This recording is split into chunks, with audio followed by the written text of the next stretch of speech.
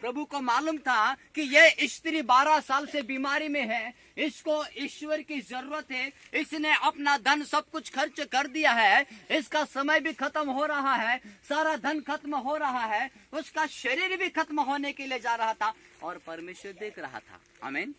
और समय के अनुसार परमेश्वर वहां पर आया उस बहन को बचाने के लिए, ताकि 12 साल से वो समस्या में थी, उसको लहू बहने का बीमारी था। और जब प्रभु वहां से निकल कर जा रहा था, यदि यीशु मसीह इस साजड़ बन से निकल कर जा रहा है तो आपको यीशु से मिलने के लिए आना पड़ेगा, यीशु के करीब आना पड़ेगा।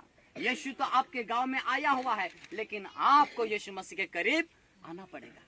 और उस बहन ने भी जान लिया कि मेरे गांव में से निकलकर यीशु जा रहा है, मैंने संसार में कहीं सारा पैसा खर्च कर दिया है, फिर भी मैं चंगाई नहीं पाई हूँ, मेरा दुख तो बढ़ते जा रहा है, कौन मेरी सुध लेगा? ईश्वर है कि नहीं?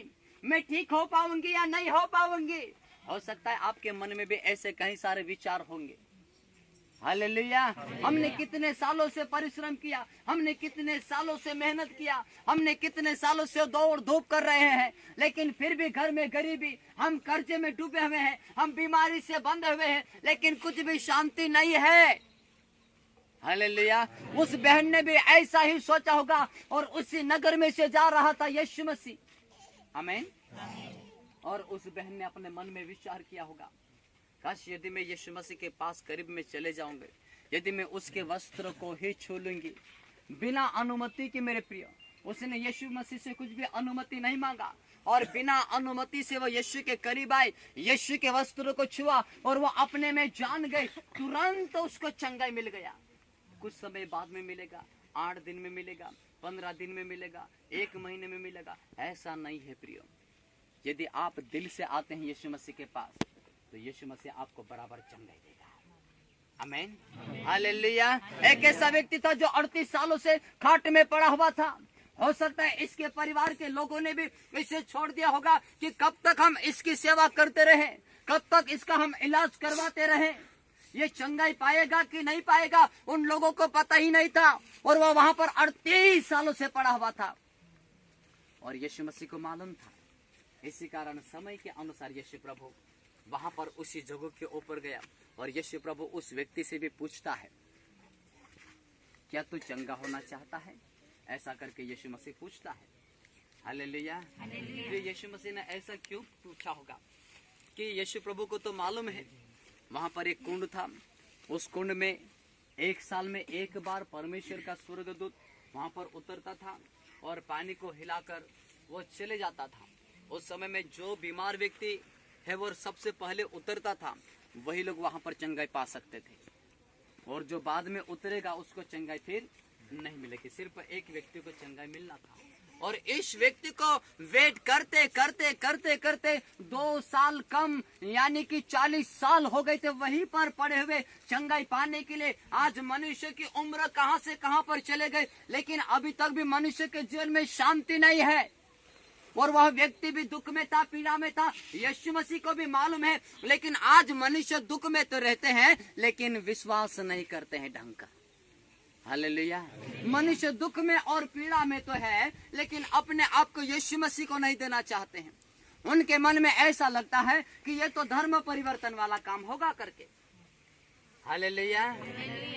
अरे यीशु मसीह के ऊपर विश्वास करेंगे तो लोग आपके बच्चों को लाड़ी नहीं देगा, यीशु के ऊपर विश्वास करोगे तो लोग आपके घर बैठने नहीं आएगा, यदि यीशु के ऊपर विश्वास करोगे तो गांव के लोग आपका आदर सम्मान नहीं करेगा। ऐसा कई सारी बातें हो सकती मेरे प्रियो। इसी कारण यीशु मसीह उस व्यक्ति से पूछता है, क्या तू चंगा होना चाहता है? हालेलुया। आज यीशु मसीह भी आपसे पूछता है, क्या आप चंगाई पाना चाहते हैं?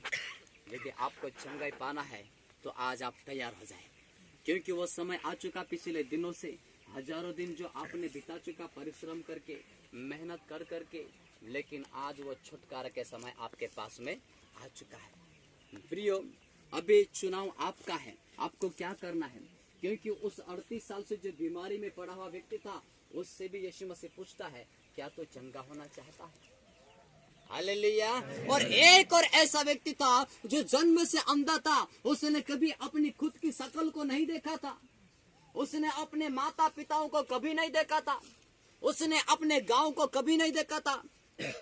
उसकी जिंदगी में अंधकार ही अंधकार छाया हुआ था प्रियो, हालेलुया। और वो वहां पर बैठा हुआ था, उसको भी मालूम था कि मैं कभी न कभी तो देखूं, कोई तो मेरी सुध ले, ये जगत कैसा होगा, ये संसार कैसा होगा। उसके लिए दिन और रात एक ही समान अंधकार ही अंधकार है।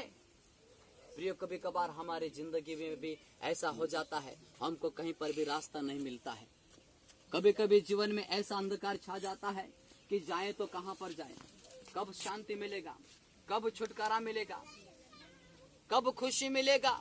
अभी करना तो क्या करना, मेरा पति तो सुधरता ही नहीं, वो तो दारू पी पी के आके न मारता फिरता है, हमारे घर में कुछ भी शांति नहीं है। तो एक काम करो, मैं फांसी लगा के मर जाऊं। कई सारी बहनें इस संसार को छोड़कर चले गई मेरे प्रियो, हालेलुया। कई सारी बहन, नौजवान बहनें और नौजवान लड़के, वे भी फांसी लगाकर मर गए हैं। उनके मन में यही लगता होगा कि हमने प्रेम कर लिया है तो हम यहाँ पर हमारा शादी तो होने देंगे नहीं हमारे परिवार के लोग, क्योंकि हम जो कर रहे हैं वो परिवार के हिसाब से गलत कर रहे हैं। तो क्या करें, हम यहाँ पर फांसी लगा के मर जाते हैं, फिर हमारा शादी हो जाएगा।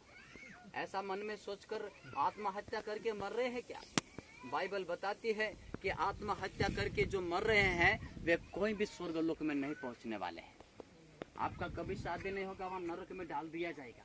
इसलिए आत्महत्या करके कभी नहीं मरना।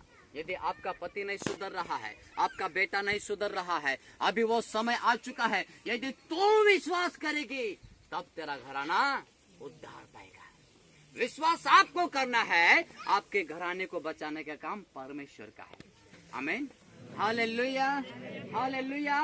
और यह 38 सालों से पड़ा हुआ व्यक्ति, उस व्यक्ति से भी यीशु मसीह पूछता है, क्या तू चंगा होना चाहता है करके। उसने बोला कि हाँ, मैं चंगा तो होना चाहता हूँ, परंतु कोई मदद करने वाला नहीं है। यीशु ने उसको बोला कि अपना बिस्तर उठा और अपने घर चला जा। अपना बिस्तर उठा और कहां पर चला जा? अपने घर चला जा। हालेलुया।